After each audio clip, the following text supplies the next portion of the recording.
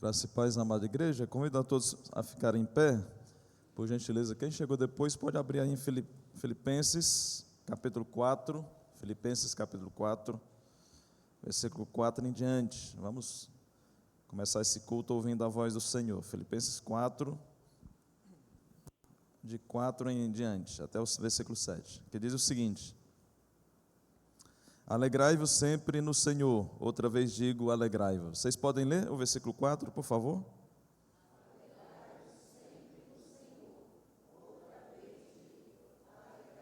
Seja a vossa moderação conhecida de todos os homens. Leiam essa frase final. Não andeis ansiosos de coisa alguma, em tudo, porém, sejam conhecidas diante de Deus as vossas petições, pela oração e pela súplica, com ações de graças. Leiamos o 7 juntos. E a paz de Deus, que excede todo o entendimento, guardará o vosso coração e a vossa mente em Cristo Jesus. Vamos orar. Senhor, obrigado porque a verdadeira alegria e a verdadeira paz só o Senhor pode dar. E aqui estamos nós, salvos em Jesus, que tem a paz com Deus e a paz de Deus.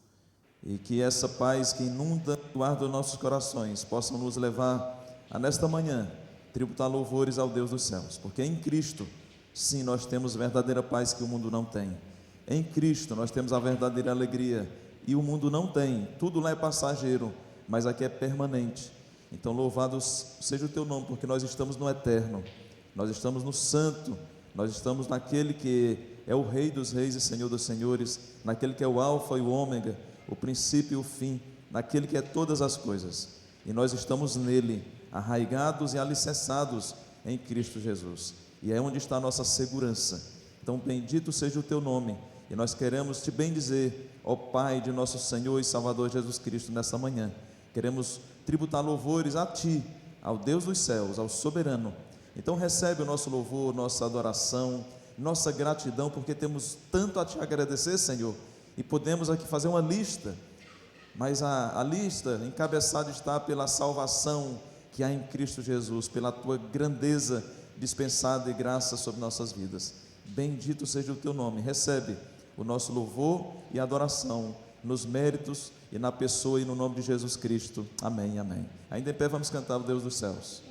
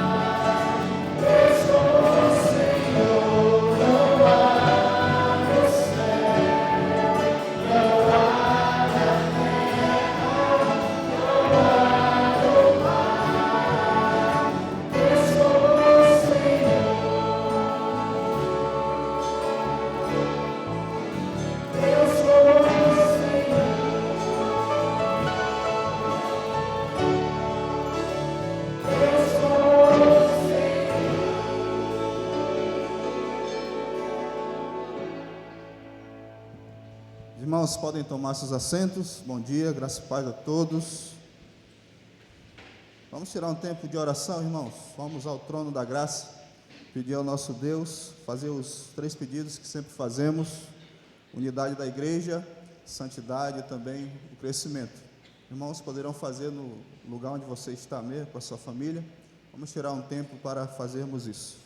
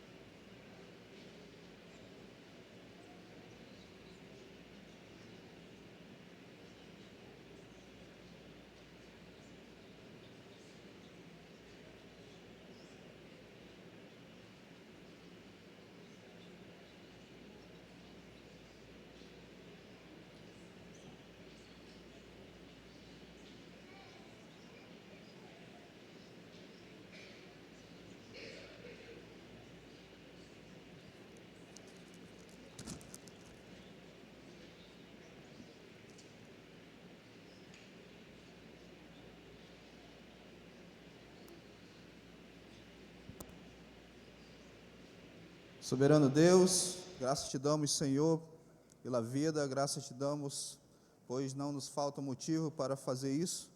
Nós colocamos, Senhor, nossas vidas diante do Senhor, reconhecendo nossas faltas, nossos pecados, quer seja por palavras, pensamentos, atitudes.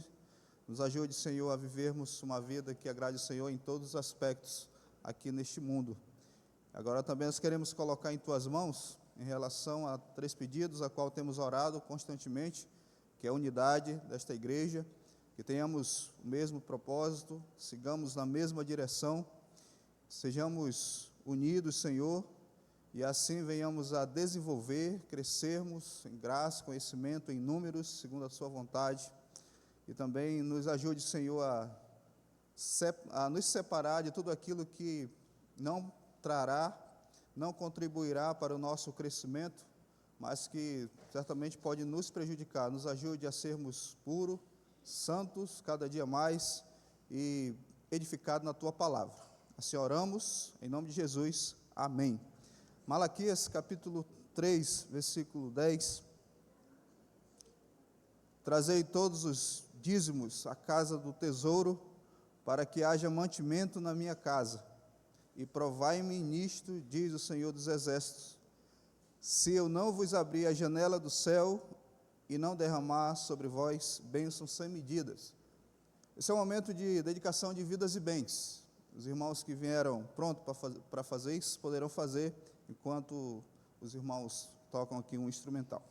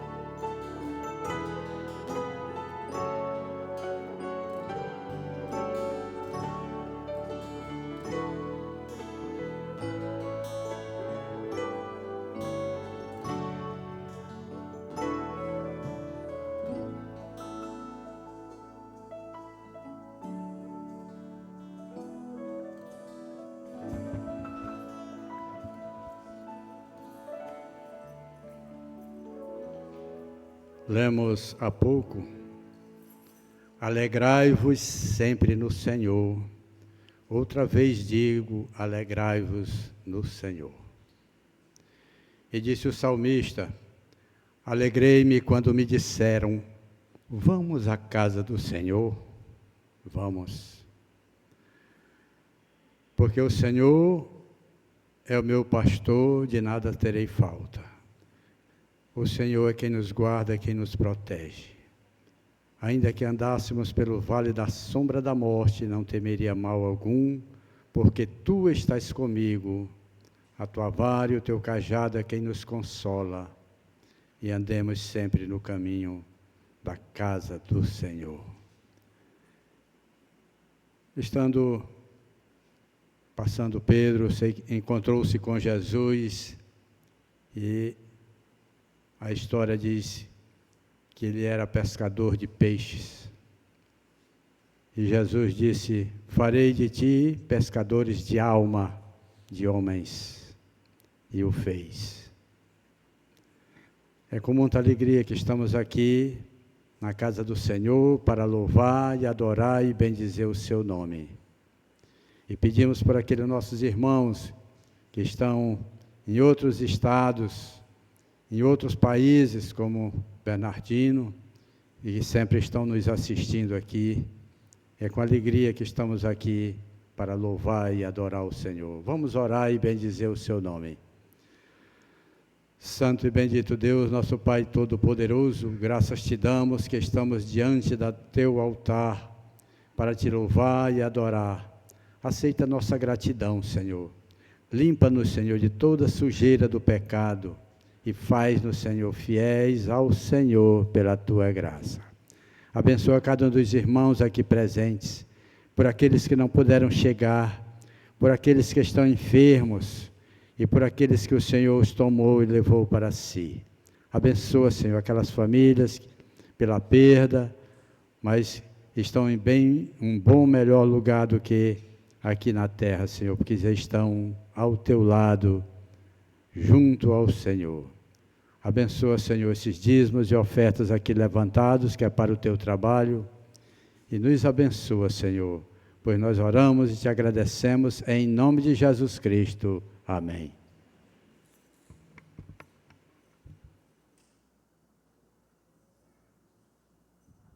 Muito bem, obrigado, irmão. Vamos ficar de pé, louvarmos ao nosso Deus com nossos lábios, cantando o hino congregacional. Aleluia, gratos, hinos entoai, na regência da irmã Sara.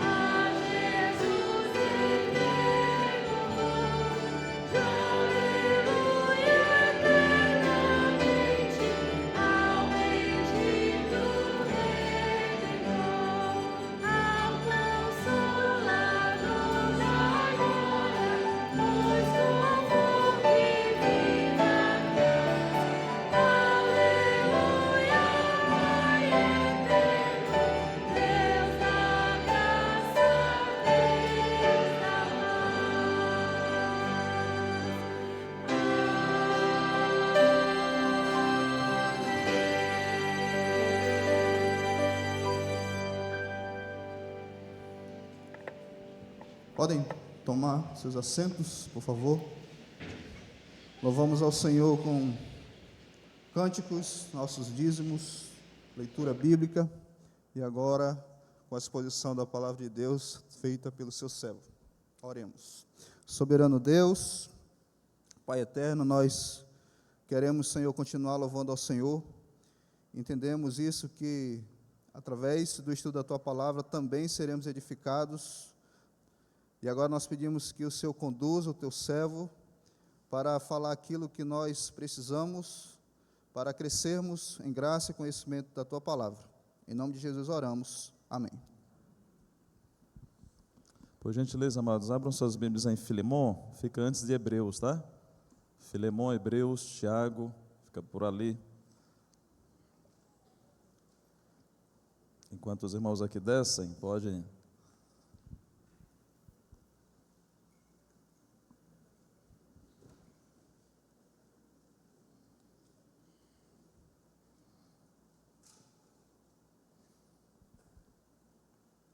Filemon não tem capítulo, né? É um bloco de versículos. Eu quero ler os 3 primeiros versículos e depois a gente prossegue no que nós vamos fazer aqui em termos de mapinha. Filemon, versículos 1 a 3, que diz: Paulo, prisioneiro de Cristo Jesus, e o irmão Timóteo, ao amado Filemon, também nosso colaborador, e a irmã Áfia, e Arquipo, nosso cooperador de lutas, e a igreja que está em tua casa, graça e paz a vós outros da parte de Deus, nosso Pai, e do nosso Senhor Jesus Cristo. Nós vamos hoje iniciar uma série, obviamente mais adiante, propriamente adaptado desse livro, uma igreja pacificadora. Se os irmãos quiserem fazer a aquisição, nós conseguimos 50% de desconto, se comprarmos como igreja. Então, logo no grupo da igreja eu ponho lá como é que vai proceder, tá bom? Para a gente fazer o pedido tudo junto. Então, vamos estudar, claro, as escrituras, exposições bíblicas, mas adaptado desse livro a gente tem que ser ético, né? Então, o material vai ser adaptado à igreja pacificadora, tá ok? Vamos comprar conjuntamente. Eu creio que é de fundamental importância nós tratarmos sobre esse assunto, e numa série de exposições. E o livro de Filemon, a carta de Filemon, de Paulo a Filemon, obviamente vai ser extraída dessa epístola muitos princípios de como nós lidarmos com resolução de conflitos. E nós vamos olhar para um pastor, no caso o apóstolo Paulo, como ele orientou diante de um conflito grande, debaixo da graça de Deus, para que aquilo fosse resolvido. Então nós vamos extrair da carta de Filemon, inclusive, logo mais na IBD, nós vamos trabalhar em cima de Filemon. Então nós vamos nos debruçar nessa carta, fazer alguns trabalhos aí na IBD, tá ok? Mas vamos continuar expondo nos próximos domingos. Irmãos, dentro de igreja, salvos em Jesus, santos, existem problemas? Existem conflitos? Já ouvimos falar de igrejas onde, em assembleias, diáconos jogavam bancos, cadeiras uns nos outros. E os motivos são eles motivos. Isso quando é algo no nível da carne, extrapolado, visualizado. Mas existem aquelas guerras silenciosas, aquelas guerras que estão acontecendo no silêncio do coração, no silêncio e nos bastidores da igreja, não é? E tem N motivos, E quando a gente vai checar alguns motivos, irmãos, são motivos banais, impressionante. Talvez nós já nos metemos em encrencas por coisas picuinhas. Eu quero tristemente ler um parágrafo para vocês, e desse livro é tão só, mas ele diz o seguinte: é triste, mas é verdadeiro. As igrejas podem brigar por coisas mais tolas, e algumas vezes até pelas mais absurdas. O consultor de igrejas, Tom Rainer, chegou a essa conclusão em resposta a uma pesquisa no Twitter, que viralizou. Ele listou 25 dos seus principais assuntos, ou os favoritos, que levam a avalanche na unidade da igreja. E aí ele diz que vai fazer uma amostragem aqui. Ele não coloca as 25, mas ele coloca, acho que 8 ou 9, e eu quero ler para os irmãos. Dessa pesquisa entre N's. Ele selecionou 25, o Tom Rainer, e esse autor do livro, ele está fazendo uma seleção dos 25. Lá foi colocado que igrejas brigaram, tinham brigas na igreja, discussão na igreja, por conta do tamanho da barba do pastor. A igreja começou a brigar porque a barba do pastor tinha um tamanho tal. Vocês acreditam nisso, irmãos? Os irmãos em pé de guerra, porque o pastor tinha, não sei quantos centímetros tinha a barba do pastor. Loucura, é absurdo, não é? Isso foi real, não é ilustração, não. Uma igreja brigando por conta do tamanho da barba do pastor. Imagina isso, Edneide.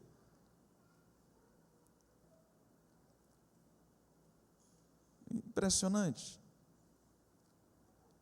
Outra briga, outra igreja brigando, se deveria ou não instalar divisórias no banheiro feminino.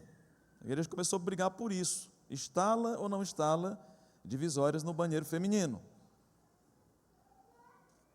Está dentro desse tópico que ele colocou, selecionou. Segundo,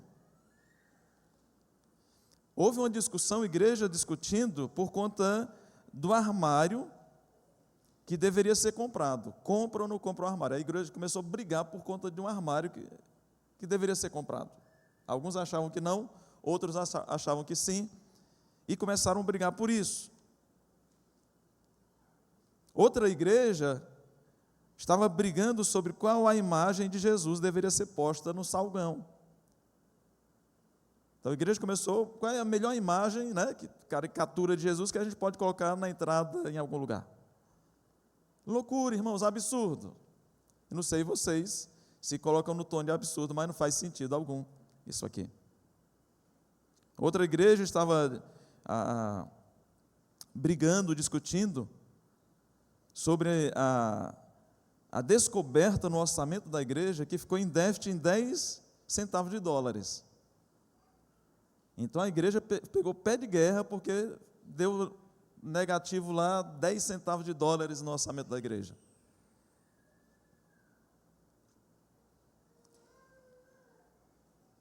Duas igrejas diferentes, ele diz aqui, relataram brigas sobre os tipos de café.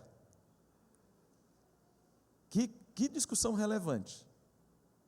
Duas igrejas diferentes relataram brigas pelo tipo de café que ia ser usado no café com fé. Não sei se era isso lá. Mas o cafezinho. Uma discussão em outra igreja, um desentendimento ocorreu acerca de usar o termo boa sorte ou as bênçãos do Senhor. A igreja começou a brigar se desejava boa sorte ou se desejava uns aos outros a bênção do Senhor. Uma outra estava discutindo sobre se deveria ter acesso ou não à máquina de fotocópia da igreja. Então, todo mundo pode ter acesso, não pode, e aí começaram a discutir sobre a acessibilidade à máquina de fotocópia da igreja.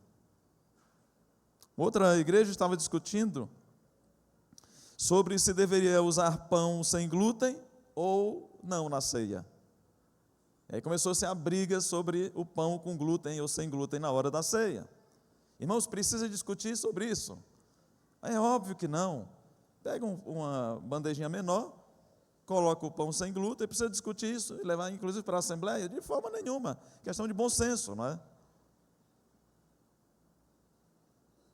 Uma outra igreja estava brigando, e o que eu estou lendo para vocês está escrito, viu? Uma outra igreja estava brigando sobre se deveria ser cantado a canção Parabéns para Você toda semana ou não. Que discussão relevante. Vamos cantar Parabéns para Você toda semana ou não? Igrejas brigam por essas coisas, não é? Irmãos, que lista preocupante para a gente se preocupar com ela, não é?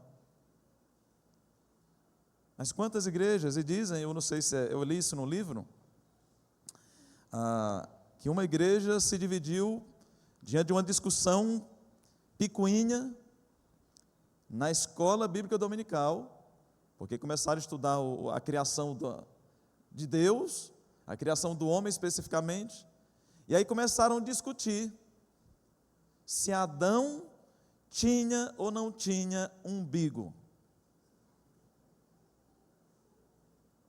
E uma discussão ferrenha no seio da escola bíblica dominical. Irmãos, diga-se de passagem, aquela igreja se dividiu, porque uns concluíram, é uma igreja muito cheia de aspecto meticuloso, muito presa nos detalhezinhos. E aí discutiram, Adão tinha ou não tinha umbigo?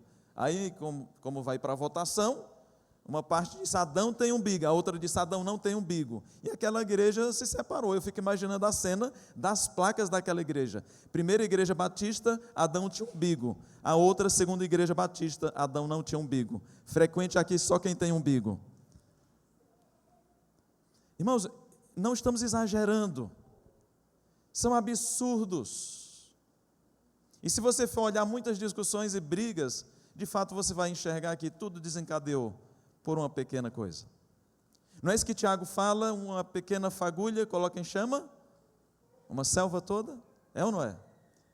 Uma palavra, por mais que foi simples, mas ela desencadeia um grande problema. Um grande problema. Dentro de casa, nós vamos lidar com princípios de resolução de conflitos à luz das Escrituras, obviamente aqui, pensando numa igreja pacificadora. Todavia, isso é para a minha vida, é para a sua vida como indivíduo, é para a nossa vida como família também, porque lá dentro de casa, às vezes as coisas pegam fogo, sabe por quê? Por coisas pequenas. Uma palavra maldita, talvez uma toalha fora de lugar, uma toalha em cima da cama molhada, e não estou dizendo que está correto, mas muitas vezes esse é um motivo de pessoas irem a pé de guerra dentro de casa. Talvez você já escutou a história. Qual foi o motivo?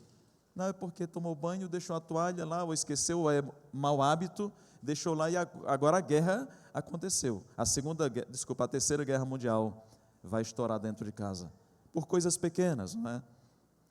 Coisas pequenas. Só que conflitos também, eles acontecem por questões sérias. Algumas nós sabemos, outras nós não sabemos. Então tem vá lá comigo para Filipenses, antes de eu entrar propriamente em Filemon.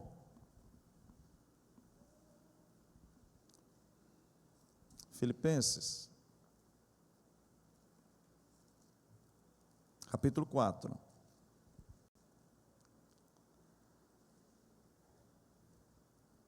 Nesse caso, nós não sabemos o motivo, mas todo desentendimento, toda briga, pensando no contexto da igreja, traz prejuízo para a igreja. N prejuízos, nós vamos, no decorrer das exposições, tratar sobre isso. Capítulo 4 de Filipenses, chegue lá comigo, versículo 2. Rogo a Evódia e rogo a Síntique, pensem concordemente no Senhor. Aí ele continua dizendo, ao fiel, ou a ti fiel, companheiro de jugo, também peço que as auxilies, pois juntas se esforçaram comigo no Evangelho, também Clemente e com os demais cooperadores meus, cujos nomes se encontram no livro da vida. Então tem duas mulheres aqui, chamada Evódia e Síntique. E elas não estavam pensando, tendo o mesmo pensamento, o mesmo parecer. Inclusive na carta de Paulo aos Filipenses, ele fala, tendo o mesmo pensar e o mesmo parecer. Havia um conflito que nós não sabemos, não diz para nós qual era o motivo, mas tinha Síntique e Evódia que não estavam se bicando. E olha o tempo do verbo que ele usa. Versículo 3. Pois juntas se esforçaram comigo no Evangelho. Eram duas mulheres que estavam servindo ao Senhor, conjuntamente. Os conflitos, eles separam pessoas. Os conflitos, eles atrapalham pessoas no serviço da igreja, no serviço cristão. No final das contas, o conflito, ele não vai redundar em glória para Deus, ele vai tirar a possibilidade de Deus ser glorificado através de vidas que foram redimidas pelo sangue do Cordeiro. Então note que esse tipo de conflito aqui, não mencionado para nós qual é, mas existia, no mínimo está dizendo que elas não pensavam igual, e aqui por si só já traz uma boa reflexão para nós. Essas mulheres aqui não souberam lidar com os conflitos, certamente não conseguiram conversar, por isso que estava no pé que estava, e Paulo está dizendo, irmãos, por favor, ajudem essas mulheres a elas resolverem essas questões, porque elas são bênçãos para o Evangelho. Então, irmãos, as brigas nas igrejas, elas impedem as pessoas, os membros, de serem bênçãos, elas paralisam, e é isso que Satanás quer. A palavra diabo, no original grego, dia é atravessar, é partir ao meio. Dia, através de. Diaboloi, diabo é dividir. Essa é a ideia da palavra diabo, é causar divisão. Diaboloi é romper a unidade da igreja, atacar a unidade da igreja, jogar dardos inflamáveis malignos no meio da igreja para atacar os irmãos e acabar com a unidade e a santidade da igreja. É a missão dele. Sim, alguns elementos podem partir da carne humana, mas ele se deleita na carne humana e ele dá uma ajudinha. E veja, às vezes começa com discordância de pensamento. No mínimo aqui Paulo está dizendo, essa pista ele deixa para nós, que elas pensem conjuntamente. Então havia divergências de pensamentos. Irmãos, de antemão eu já trago uma instrução para nós aqui, à luz dessa introdução, que problemas existem nas igrejas, porque os problemas das igrejas quais são? Somos nós. Igrejas são compostas de pessoas. Quem aqui não é pecador? Me diga, levante a mão por gentileza. Vou até colocar minha mão no bolso para ilustrar e achar.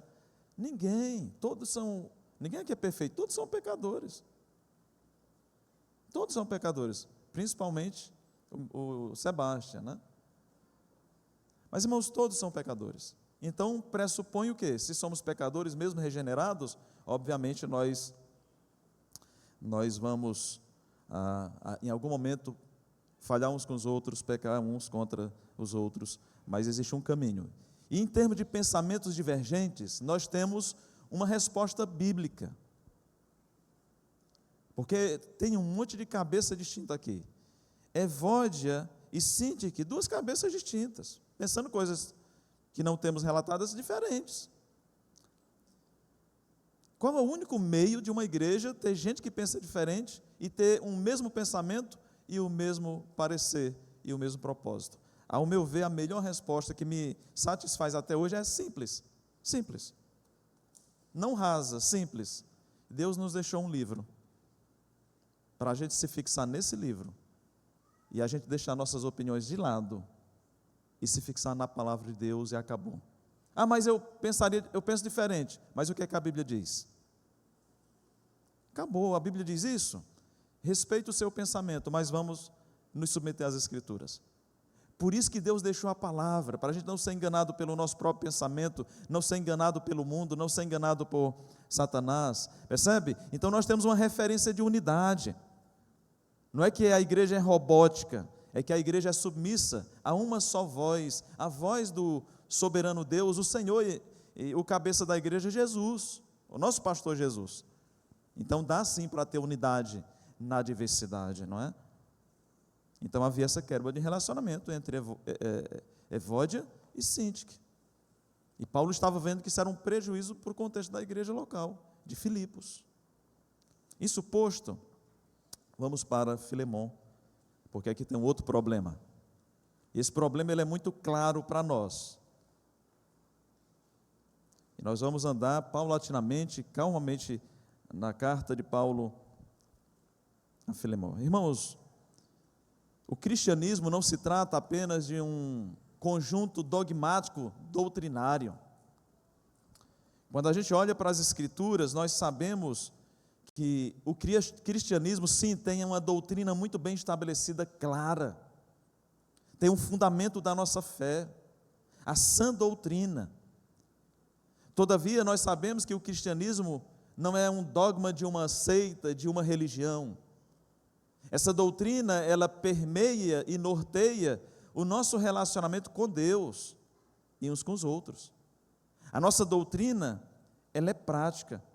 E nesse contexto, a carta de Paulo a Filemon vai trazer diretrizes práticas de como viver em paz e resolver conflitos à luz do Evangelho, sim, no relacionamento uns para com os outros. Então nós veremos isso nas próximas exposições. E quando a gente vai olhar na sã doutrina, tem uma palavra importantíssima no que tange a nosso relacionamento com Deus e com o próximo. Tem uma palavra central nesse aspecto, que é a palavra reconciliação. A gente vê isso. Deus em Cristo nos reconciliou consigo mesmo, porque o nosso relacionamento estava quebrado para com o nosso soberano Deus.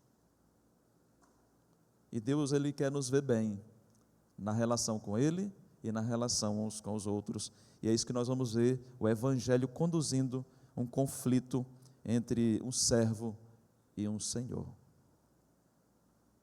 Meus irmãos, é impressionante, porque às vezes nós temos a impressão que nós podemos deixar os nossos problemas para lá. Falando de crente, a gente acha que muitas vezes o tempo resolverá o problema, o esquecimento será uma borracha para esse problema. Pensando no primeiro momento na igreja de Jesus, composta de pessoas pecadoras regeneradas pela graça e pela misericórdia de Deus para Deus. E às vezes os problemas vão acontecendo, as brigas, sejam silenciosas, sejam sorrateiras, sejam audíveis. E aí nós deixamos para lá.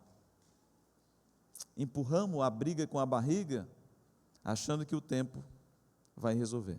E às vezes passam-se meses, às vezes passam-se anos. E às vezes até achamos que a coisa já não faz mais sentido nem tocar naquilo. Outras pessoas tentam fugir dos seus problemas, e são N problemas. Lembra de Jonas? Ele pega e vai para a direção oposta. A gente vê isso em Jonas. No caso de Onésimo, servo de Filemon, e eu quero tentar contextualizar, depois vamos esmiuçar versículo a versículo. No caso de Onésimo, servo de Filemon, escravo, literalmente escravo de Filemon, nós sabemos, e focaremos isso mais adiante, ele roubou o seu senhor. Ele rouba o seu senhor e ele foge. Ele foge, achando que o tempo, a geografia, ele não seria descoberto. Vou roubar, vou embora, lugar longínquo, não vai acontecer nada. Meus irmãos, é impressionante como Deus tem algumas ironias na sua soberania. Ele tem algumas ironias que a gente para e diz: Deus, o Senhor é bem-humorado às vezes. Porque a gente vê as coisas acontecendo nas Escrituras. Irmãos, Deus fez esse sujeito parar lá na prisão,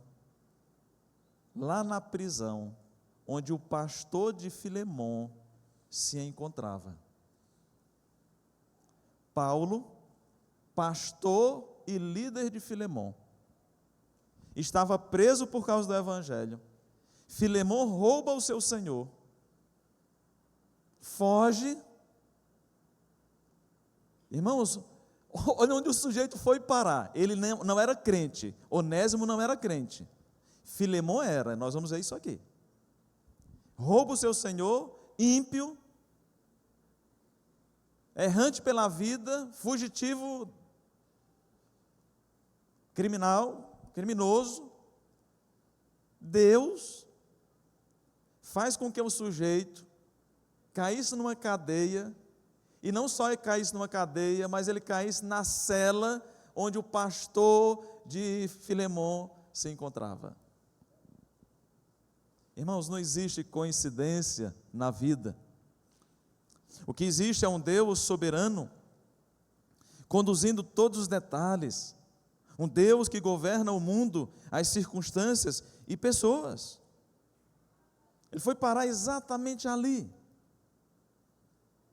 E ali, quando ele começa a certamente falar com Paulo, expondo o motivo pelo qual ele estava ali também, e começa a contar a sua história, ele é alcançado pelo Evangelho. Ele é alcançado pelo Evangelho. E agora o Evangelho entrando na vida desse homem, tem que seguir a luz do Evangelho. Então a primeira reconciliação na vida de Onésimo foi dele para com Deus. E por isso que os reconciliados se reconciliam, não brigam, ou se brigarem, resolvem maduramente, como crentes em Jesus. Irmãos, que ironia!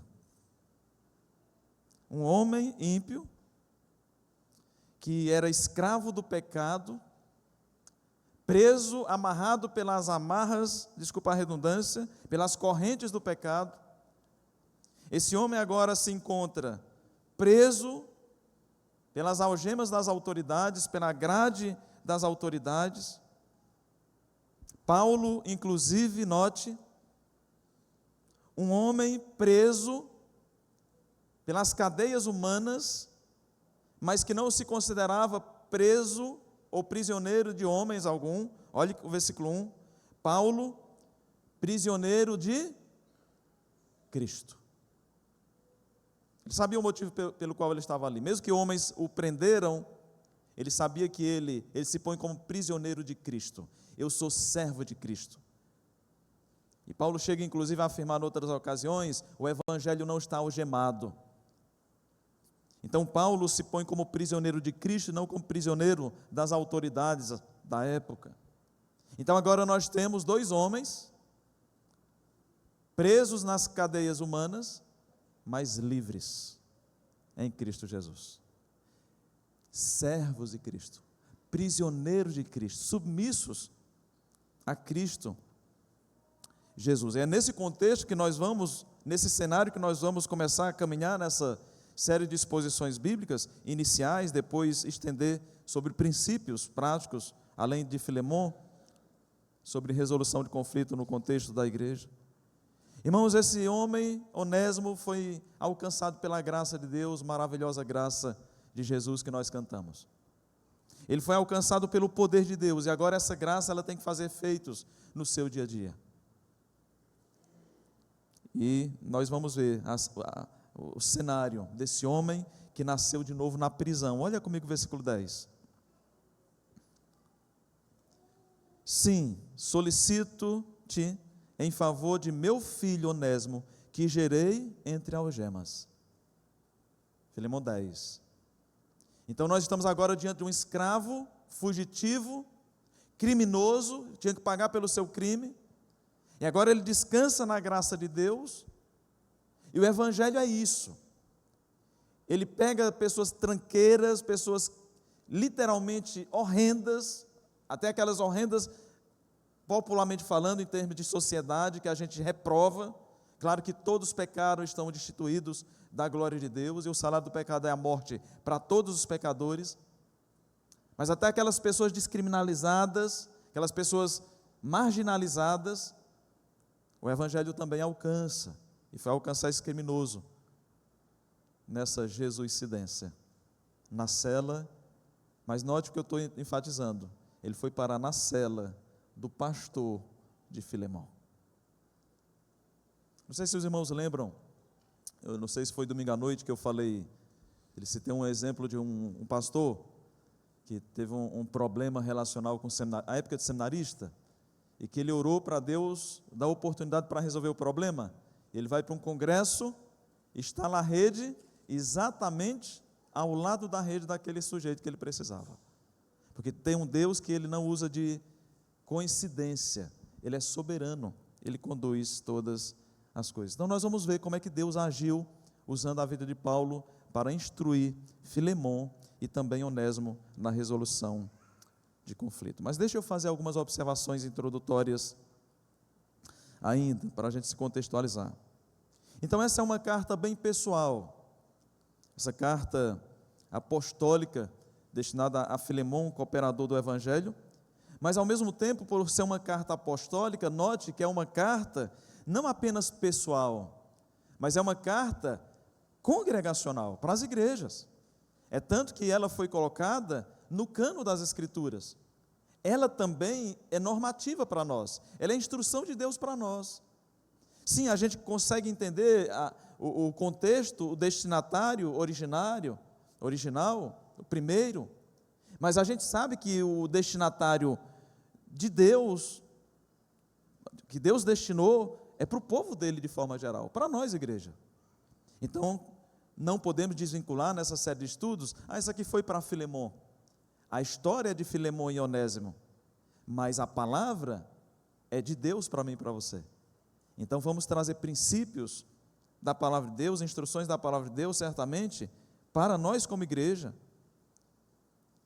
É bom ressaltar que essa é uma carta de prisão, e aqui foi durante o primeiro encarceramento de Paulo em Roma. E aqui vemos esse escravo fugitivo, por ter roubado do seu senhor, foi parar nessa cadeia. Todavia, como acabei de ler, versículo 10, ele se converte aos pés do Senhor, ao Evangelho. Então, note que esse servo, nós vamos ver nos próximos versículos, ele é solto, e ele agora vai ter que tomar o rumo. E Paulo não o manda para outra igreja local. Ele não manda para outra igreja local. Ele o manda, nós vamos ver isso com muito detalhe, ele o manda, já que resolveu o seu problema com Deus, agora vai resolver o seu problema com Filemon. E ele o encaminha de volta nesse contexto. Irmãos, diante da dura realidade, da possibilidade da morte de Paulo, Paulo intercede por Onésimo, e nós vamos ver a importância de pessoas pacificadoras no seio da igreja. A igreja, irmãos, na sua completude, tem que ser uma igreja pacificadora. E nós vamos olhar para a vida de Paulo e poder perceber e tirar lições preciosas de um pastor, como ele conduziu todo um processo para que não houvesse briga no seio da igreja do Senhor Jesus ali na igreja, inclusive a igreja que se encontrava na casa de Filemon. Dá uma olhada, ele está preocupado com a igreja, versículo 2, finalzinho. E a igreja, ele está saudando, que está em tua casa, na casa de Filemon. Muitas igrejas se reuniam na casa de irmãos para, o irmão estava dispondo ali, não é? A casa, devido à ausência de estrutura, principalmente depois da queda de Jerusalém, anos 70, que as sinagogas foram destruídas, os templos, então passaram a se reunir em casas. Depois a história conta a dinâmica estrutural das igrejas. Estamos aqui em um templo feito por mãos humanas, tá ok? Então nessa carta nós vamos ver algumas diretrizes claras sobre como nós crentes em Jesus, todos nós estamos incluídos nesse processo. Todos nós precisamos desses princípios, seja liderança ou liderados. Algumas diretrizes bíblicas, irmãos, à luz dessa história desse escravo Onésimo, como nós podemos ser uma bênção, um na vida do outro, e produzir ou preservar a unidade do Espírito no seio da igreja. Nessa carta nós veremos também que Paulo não vai tirar o direito de Filemon sobre o seu escravo, e aqui é um tema que nós não vamos entrar nele, nós vamos só mencionar durante o decorrer dessa carta, nós não vamos aprofundar, sobre por que então Paulo não pede para o Filemon liberar a Onésimo da realidade de escravo. Tem alguns outros textos em Colossenses que falam sobre também o escravo, e Paulo nunca diz para o senhor deixar de ser senhor do escravo. Então, por que isso é permitido? Essa discussão não seria para as exposições talvez numa escola bíblica dominical, entrássemos nessa questão propriamente dita, mas não é o caso. Mas nós vamos ver que Paulo não desobriga, à luz do Evangelho, porque alguém aceitou Cristo. Isso sim nós vamos estudar, e já posso pontuar para os irmãos, não desobriga ele das suas responsabilidades aqui na sociedade. O fato de nós tomarmos uma decisão ao lado de Cristo, eu não posso chegar para o patrão na segunda-feira e dizer: agora eu não me submeto mais ao Senhor. O Evangelho não produz esse tipo de rebeldia. Você tem que ser submisso. Aí ele fala aos patrões que tem que ser justos, ok? Mas o Evangelho não nos desobriga das nossas responsabilidades humanas. E nós vamos ver isso. Paulo não exigindo tal coisa de Filemon como senhor daquele escravo, mas ele vai fazer outro tipo de pedido para ele. Nota o versículo 16. E não como escravo, antes muito acima de escravo, como irmão caríssimo, especialmente de mim, e com maior razão de ti, quer na carne, quer no Senhor. Então agora Paulo está fazendo um apelo, não desconsiderando a questão da condição de escravo dele, mas ele está dizendo: eu estou apelando para um irmão em Cristo. Então ele não está desobrigando Filemon no contexto de ser senhor sobre ele. Então nós vemos isso aqui. Meus irmãos, é possível que Filemon tenha sido enviado de volta a Paulo, Onésimo tenha sido enviado de volta a Paulo. Tudo indica, é algo interessante aqui, que os comentaristas eles discutem um pouco essa questão. Tudo indica que Onésimo, a posteriori, depois de um tempo, ele se tornou um bispo. E quando os irmãos estão ouvindo bispo, os irmãos sabem o que eu quero dizer por bispo: pastor. São palavras intercambiáveis nas Escrituras: bispo, pastor e presbítero. Então o Evangelho alcançou de tal maneira a Onésimo, as Escrituras não dizem, mas os comentaristas chegam a afirmar que depois, esse Onésimo, nós vamos ver no próprio nome dele, implica que ele foi alguém útil nas mãos de Deus. Porque a palavra Onésimo significa útil. A palavra Onésimo significa útil. Então, sem Cristo, esse Onésimo não fazia jus ao nome dele, não é? Inútil, fugitivo, sem Deus na sua vida. E agora que Deus entrou na vida dele, faz todo sentido o nome dele na vida dele, a identidade dele, que nós vamos tratar um pouco mais sobre essa questão. Pois bem, a autoria, acho que é desnecessário dizer para os irmãos que é Paulo que está escrevendo. É redundante eu afirmar aqui. E Paulo se põe como prisioneiro, ele tinha consciência de que estava ali por causa de Cristo e pela causa de Cristo Jesus, não atribui sua prisão a César, e agora eu estou propriamente na saudação aqui, ele não atribui a sua prisão a César, aos judeus ou a Satanás. Não é interessante a cosmovisão cristã, bíblica? Como é diferente? Talvez se fosse um crente frustrado, ia dizer o seguinte: eu estou preso aqui porque eu estava pregando o Evangelho e Satanás fez de tudo e me colocou na prisão. Paulo não fica falando isso. Ele diz: eu sou prisioneiro de Cristo. E nisso aqui vemos a soberania admitida por Paulo, que ele vê que foi Deus que levou ele até lá para um propósito. Irmãos, percebe Paulo na prisão, como foi uma bênção? Onésimo se converte. Ele, inclusive, no outro relato, nas suas cartas, ele diz que, agradecendo porque os da guarda pretoriana, muitos se converteram. Quem foi que levou Paulo para a prisão, irmãos? Foi Deus. Difícil de entender isso, mas nos planos soberanos de Deus não tem coincidência. E Paulo foi arrastado pelas algemas romanas, mas quem estava conduzindo Paulo à prisão eram as mãos de um Deus soberano e bondoso, que tem planos eternos que nós não sabemos. E às vezes Deus nos coloca em certas circunstâncias, sabe por quê, irmãos? Porque Ele tem plano de usar a minha e a sua vida. Ele quer nos usar. Talvez Ele coloque você no meio de um fogo cruzado. Sabe para quê? Para você ser uma bênção naquele fogo cruzado. Deus, Ele tem seus planos. Nada é por acaso, não existe coincidência. Eu posso dizer que existem Jesus-cidências.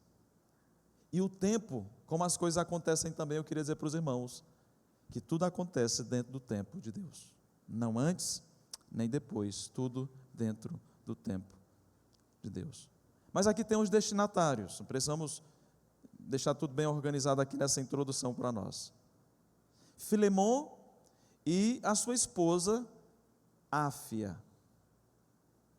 Não é isso que está aí? Também Timóteo estava junto com Paulo, né? Ali escrevendo, saudando os irmãos. Paulo, prisioneiro de Cristo Jesus, e o irmão Timóteo, ou seja, ele estava também junto. Ao amado Filemon, também nosso cooperador, e a irmã Áfia, esposa de Filemon, e Arquipo. A possibilidade de Arquipo ser filho do casal. Então aqui nós temos pai, mãe, ou marido e mulher, pai, mãe e filho. E ele está dizendo que eles são cooperadores e também sauda a igreja que está na casa dele. Então nós vemos aqui os destinatários, a família de Filemon e a igreja de Deus que se encontrava na sua casa. E aqui ele, bem propriamente, como é inerente às cartas paulinas, graça e paz a vós outros, da parte de Deus, nosso Pai, e de nosso Senhor Jesus Cristo. O que tem de doutrina, nesse versículo 3, é fora de sério. Se a gente parar um pouquinho e falar aqui sobre graça, o que é que ele está desejando àqueles irmãos? A graça. Quando a gente para pensar na graça de Deus, que alcançou aquela igreja, alcançou Filemon, Áfia, Arquipo, os irmãos que compunham aquela igreja na casa, que se reunia na casa de Filemon, a graça de Deus atingiu o coração daqueles irmãos. Obviamente, Paulo está preparando o terreno com essa saudação. Saudações não são aleatórias, à toa, ela tem propósito muito bem definido. E o apóstolo Paulo, e nós podemos tirar essa primeira lição, que ele é muito cirúrgico, ele é muito preciso no uso das suas palavras. Irmãos, quando se vai resolver conflito, nós precisamos pensar bem o que falar. Pensar muito bem o que é que a gente vai colocar nas palavras. E Paulo está pensando cada palavra. Claro que conduzido, movido pelo Espírito Santo, ele está registrando cada palavra como um perito das palavras. E de fato ele era, e conduzido pelo Senhor. Graça. Porque ele vai apelar para essa graça a posteriori. Ele vai dizer: essa graça, Filemon, Áfia ou Arquipo, igreja, essa graça alcançou vocês, é a mesma graça que alcançou Onésimo. Agora ele é nosso irmão caríssimo. Foi pago um alto preço por Onésimo. Então ele está construindo essa saudação, já preparando o coração daqueles irmãos. Graça e paz a vós outros. Tinha um conflito entre Filemon e Onésimo. Em algum momento Paulo vai pedir que cesse esse conflito. Graça, pela graça, não é pelos méritos de ninguém. Quando Deus nos aceitou, Ele nos aceitou pela graça. Nós éramos inimigos de Deus, éramos filhos rebeldes da ira, não de Deus, e pela sua graça Ele nos tornou seus filhos, e agora não somos inimigos de Deus, nós somos amigos de Deus, pela graça do Senhor. Percebe a riqueza doutrinária, a robustez nesse uso de palavras do apóstolo Paulo? Graça e paz. Isso nos coloca nessa perspectiva do Evangelho, que fomos reconciliados com Deus, a paz de Deus nos alcançou.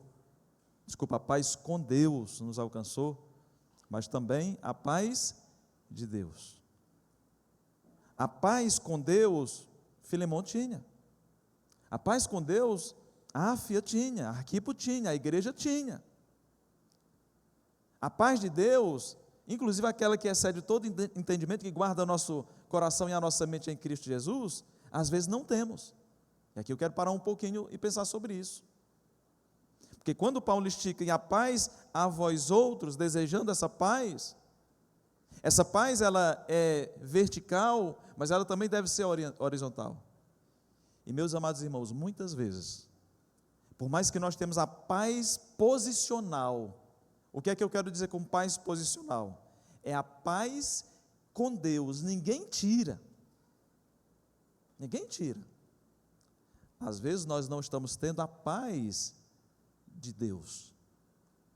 Somos filhos, temos paz com Deus, mas não temos paz de Deus. E muitas vezes o que uma igreja precisa, muitas vezes o que os relacionamentos precisam, é a paz de Deus. É a bandeira branca de Deus. A bandeira branca de Deus. E nós crentes temos que ser da paz de Deus. Não só como chavão evangélico. Paz de Deus, irmãos. Depois a gente discute qual vai ser a expressão que a gente vai usar, viu, irmãos? A gente coloca em assembleia. Paz de Deus, a paz do Senhor, a bênção de Deus. A gente vai discutir isso aí depois. Brincadeiras à parte. Mas a paz de Deus é o que muitas vezes nós estamos precisando. Seja nos conflitos internos do próprio coração, seja nos conflitos relacionais, nós precisamos da paz de Deus. Não é uma mera saudação, é um desejo orado de Paulo para que a paz de Deus seja presente na vida daquelas pessoas. Irmãos, ele é muito cirúrgico aqui, a paz da parte de Deus. Não é uma falsa paz humana, meus amados. É a paz da parte de Deus, nosso Pai. Nós temos um Deus que éramos inimigos dele, e agora ele é o nosso Deus. Mas olha os termos que ele usa. Nós éramos filhos da ira, agora somos pertencentes a Deus. A paz de Deus, nosso Pai. Nosso Pai. Vocês lembram da oração do Pai Nosso, que nós não fazemos em tom de reza? Vamos lembrar aqui parte? Pai Nosso, que estás no céu, santificado. O que mais? Prossigam.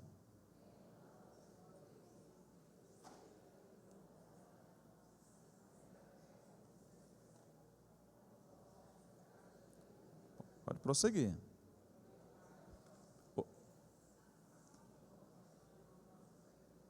Aqui está bom, está ótimo, obrigado.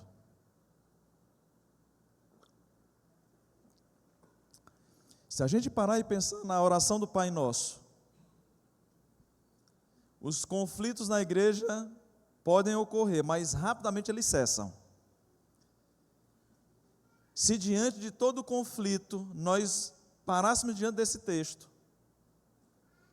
honestamente e disposto a obedecer esse texto, a gente ia chegar à seguinte conclusão: paz de Deus no nosso meio. Porque se a gente está orando, olha a oração de Jesus, Pai Nosso que estás no céu, assim, olha só, assim como nós perdoamos, perdoa também. Essa oração do Pai Nosso nos coloca numa encruzilhada de resolução de conflitos. Como o Senhor me perdoou, devemos perdoar também.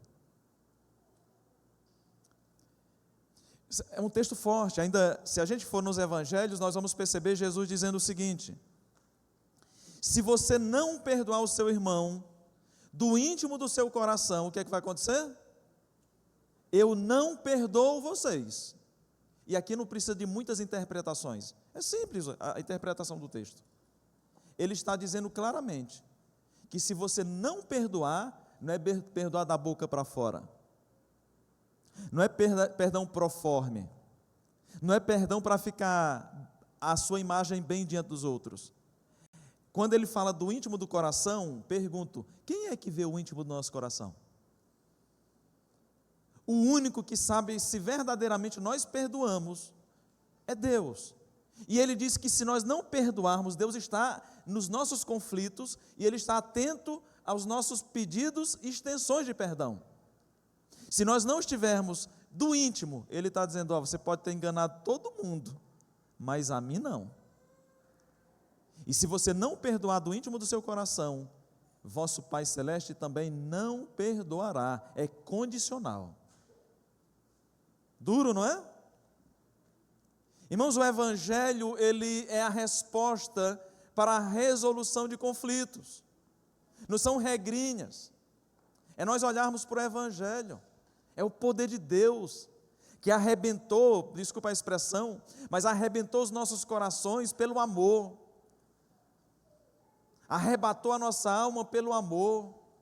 E se não for pela graça de Deus, não há perdão.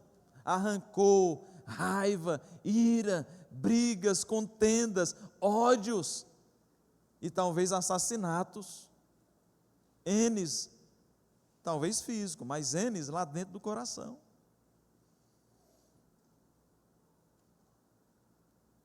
Graça e paz a vós outro, da parte de Deus, nosso Pai. Se é nosso Pai, amados, então nós temos uma família. Numa família a gente sabe que tem problemas, não tem? Então tem problemas, a gente resolve os problemas. Mas não podemos perdurar com os problemas. Ele nos coloca num ambiente de família. Não é religião, irmãos, o cristianismo é uma grande família, multiplicado, obviamente, em igrejas locais. Mas nós temos um Pai. Irmãos, se somos famílias, nós somos irmãos. Nós não somos inimigos, nós somos irmãos.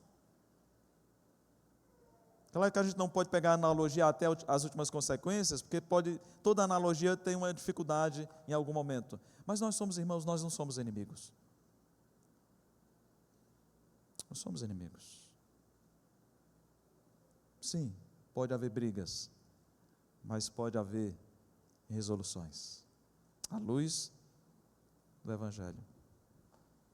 E ele ainda acrescenta na sua saudação e desejo, e oração, é uma oração em forma de saudação, e do Senhor Jesus Cristo. 3 palavrinhas, Senhor Jesus Cristo. Irmãos, só tem um que é Senhor, e é o nosso Senhor, e esse é o cabeça da igreja, é Jesus. Se ele está falando do nosso Senhor, é verdade que nós temos o status de filhos, e somos filhos amados, e nada nos separará do amor de Deus, obviamente. Mas note, nós temos um Senhor. Da mesma maneira que a condição de filho nos coloca semelhantemente iguais nesse sentido, de status de filhos, e nem tem queridinhos do papai, todos são filhos amados, também a palavra Senhor nos coloca no mesmo nível, só que dentro de uma outra analogia, que nós somos servos, e não tem ninguém melhor do que o outro, e às vezes motivo de conflitos dentro de igrejas é por conta de posições, um querendo ser maior do que o outro, ou vice-versa. Mas calma lá, se a gente se colocar na condição de filho, temos um pai, na condição de servos, considerando sempre, à luz das Escrituras, vamos ver esses princípios, considerando sempre o outro superior a nós mesmos. Obviamente, esse ambiente, por mais que seja cheio de gente pecadora, vai ser um ambiente não de conflito contínuo, mas surge um conflito, a resolução vem. Resolução sai. Porque nós entendemos quem nós somos. Irmãos, os nossos status diante de Deus e como igreja, isso define muito. Do Senhor Jesus Cristo, Messias, o nosso Salvador. Então tudo isso só é possível porque fomos inseridos na família de Deus, na pessoa e na obra de Jesus Cristo. E essa maravilhosa graça que nós vamos ver no decorrer dos versículos 4 em diante, que Paulo continua apelando, se você observar, eu vou só entrar para te elucidar aqui, dou graças ao meu Deus, e aí ele vai começar a tratar, que nós faremos isso nas próximas exposições.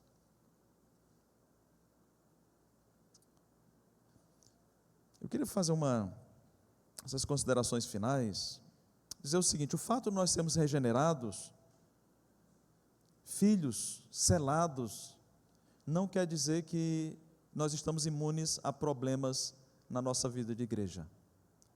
Isso é tão real que nós estamos aqui, a Bíblia fala disso, temos orado domingo após domingo sobre a unidade, santidade e crescimento dessa igreja. É porque nós sabemos do perigo. Irmãos, nós passamos anos e anos pregando a palavra, instruindo a igreja, nós como igreja nos policiando, para que a igreja seja uma igreja santa, madura, unida, trabalho atrás de trabalho, orações, vigílias, culto de oração.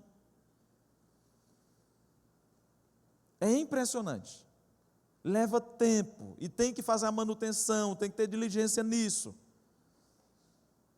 Mas é impressionante, irmãos, contrapondo a isso, para a igreja se dividir, só precisa de pouco tempo. Pouco tempo. Ela inflama rapidamente. E nós precisamos estar com a estrutura madura, poderosa de Deus. Porque há uma exortação para nós: preservem o vínculo da perfeição. A unidade já existe no Espírito, mas nós somos responsáveis para sermos preservadores. Quem une a igreja não sou eu e você. Nós já somos unidos num só Espírito, mas nós somos preservadores. A melhor palavra seria pacificadores. Isso nos coloca no contexto da nossa série, uma igreja pacificadora. Bem-aventurado, amados, quem? Os pacificadores. Eles serão chamados de quem? A pacificação tem um link direto com a nossa relação e filiação para com Deus. Pessoas briguentas podem se confundir com diabolos, porque ele é um pai da confusão. E o nosso pai? O pai da paz. E eu não estou falando paz a todo custo. É paz bíblica. Não é aceitar tudo. É paz bíblica. Mas nós somos da paz. Bem-aventurado os pacificadores, porque serão chamados filhos de Deus. Uma das características primordiais da nossa filiação com Deus, amados, é sermos pacificadores. Mas o fato de sermos filhos não anula, não nos imune da capacidade pecaminosa, desastrosa de causar problema no meio da igreja de Deus. É possível filhos imaturos causarem problemas no seio da igreja de Deus. Irmãos, nós temos que admitir a nossa natureza como humano, redimido, mas caído, e é nisso que eu quero citar algo que alguém colocou com muita pressão. Eu até gostaria de escrever, mas não escrevi. Mas como alguém escreveu, eu queria citar. Porque a nossa vida, nessa dinâmica, somos regenerados, filhos de Deus, redimidos, mas nós somos ainda pecadores. E nessa dinâmica de vivência, essa pessoa disse o seguinte: ora, e assim é. Veja se ele desenhou bem. Eu gostei desse desenho que ele fez, do mosaico. Ora, nós estamos animados. Já observou isso na sua vida? Mas tem horas também que nós estamos tristes e frustrados. Horas estamos bem. Mas nem todo dia é dia bom. Tem horas de dias ruins, difíceis. Horas estamos interessados pelas coisas de Deus, empenhados, dedicados. Horas parece que bate uma frieza total, desinteresse total pelas coisas de Deus, pela igreja de Deus. Já observou como é um alto e baixo na vida cristã? Ora nós estamos empolgados, horas nós estamos desempolgados,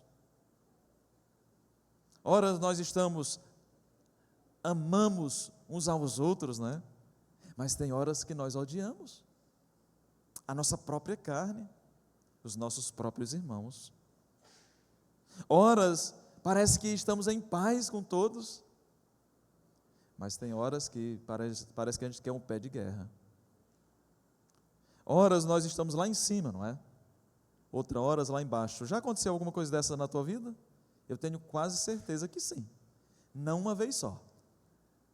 Por esse motivo, por nós termos corações instáveis, somos chamados a não agirmos nas instabilidades da vida. Nós somos chamados, à luz de Efésios capítulo 4, versículos 11 em diante, a não agirmos mais como meninos. Somos chamados à maturidade cristã. Sermos à medida da estatura, da plenitude de Cristo Jesus. Que não está em altos e baixos. Porque nós somos chamados a subirmos na maturidade. E só o Evangelho vai nos colocar nessa posição. Onde você está hoje? Nesse desenho de altos e baixos. Você pode se identificar. E talvez onde você está possa ser um motivo para criar um problema, se não for lidado à luz do Evangelho. Se o nosso sentimento ele está à flor da pele, nos tempos baixos, de crise, de dificuldade, nós podemos falar besteiras, nós podemos ir para os enfrentamentos, nós podemos agir pecaminosamente de várias maneiras, mas também é possível, em ocasião difícil, a gente tomar uma decisão madura. Eu vou aos pés da cruz, pedir sabedoria, pedir graça, pedir direção do Senhor. No desejo de sermos pacificadores para o louvor da glória de Deus. Irmãos, nós somos filhos, fomos chamados a sermos pacificadores como igreja. Ah, como seria bom se nós lá atrás, quando eu falo nós, são N igrejas no Brasil, N igrejas, em momentos difíceis das suas histórias, tivessem parado um pouquinho e dado aos pés do Senhor, muitas igrejas não teriam se dividido. Muitas igrejas se dividiu, não é porque era da vontade de Deus, é porque foi da vontade da carne. As pessoas começaram a agir no impulso, nas suas emoções. E nós sabemos que quando a carne vem, a sabedoria humana é demoníaca, não é isso que Tiago define? A sabedoria humana é demoníaca, é carnal, ela é destruidora. Dá uma lida na carta de Tiago. A sabedoria da carne, a sabedoria do alto, ela é mansa. E ele usa uma expressão, ela é pacífica. Irmãos, o que é pacífica? Pacificadora. A sabedoria que vem do alto, ela pacifica, ela não divide. E muitas vezes, se nós estivermos aos pés do Senhor, sabe o que vai acontecer? Nós seremos pacificadores. Irmãos, isso é para dentro de casa, mas também é para dentro da igreja. E a minha oração, e orem, eu tenho pedido para nós orarmos por essa série de estudos, é para que o Senhor nos leve cada vez mais a sermos parecidos com Jesus. E Jesus é o exemplo do manso e pacificador. Nós não vamos criar regrinhas para pacificar. Nós vamos simplesmente nos lembrar aqui continuamente que nós precisamos olhar para o manso e humilde de coração. E foi isso que ele disse para mim e para você. E essa é a esperança para mim e para você. Porque o nosso coração é enganoso e corrupto, amados. Mas tem um chamado de Jesus que ele disse: vinde a mim, todos vós que estáis cansados e sobrecarregados, e eu vos aliviarei. E acharei descansos para a vossa alma. E aprendei de mim, que sou manso e humilde de coração. e achareis descansos para vocês. Então, uma igreja pacificadora, certamente ela está descansada naquele que é o pacificador, com P maiúsculo, o nosso bendito Salvador Jesus Cristo. Que Deus nos abençoe. Ore pelo seu próprio coração. Eu tenho orado pelo meu próprio coração, orado por vocês, por nós, para que sejamos essa igreja. Uma igreja pacificadora não é que ela não consegue enxergar os problemas, ela não é ingênua, ela é madura. Não queira confundir pacificação com ingenuidade. Pacificação porque ela sabe que tem perigos, então ela toma um papel, uma postura de pacificação. Que Deus nos abençoe. Baixe sua cabeça, feche seus olhos e vamos orar. Senhor, aqui estamos nós diante de Ti, gratos pela Tua palavra que é poderosa, penetra o mais profundo do nosso coração. E mesmo que tenhamos ideias distintas, nós nos rendemos à Tua palavra e diante da Tua palavra todo o argumento humano cai por terra. Então nós nos sujeitamos ao Senhor e à Sua palavra, porque ela é inerrante, ela é infalível. Vão passar céus e terra, mas a Tua palavra permanece. Então Deus, se conosco, nos abençoa poderosamente, e que essa igreja seja abençoada por Ti e para Ti, e que ela seja luz, e que as pessoas lá fora vejam Jesus nessa igreja, exatamente como Ele disse: o mundo saberá que existe um Deus no vosso meio, se vocês se amarem uns aos outros. Então Deus, que o Senhor nos ajude. Sabemos que não é fácil porque nossa carne luta, mas que reine o Teu Santo Espírito em nossos corações. E eu peço ainda, ó Pai, que o Teu amor, a graça do Teu Filho Jesus Cristo, a comunhão e as consolações do Teu Santo Espírito, paire sobre todos nós, agora e para todos sempre, em Cristo Jesus. Amém e amém. Oração silenciosa, o culto está encerrado, mas permaneça, por favor.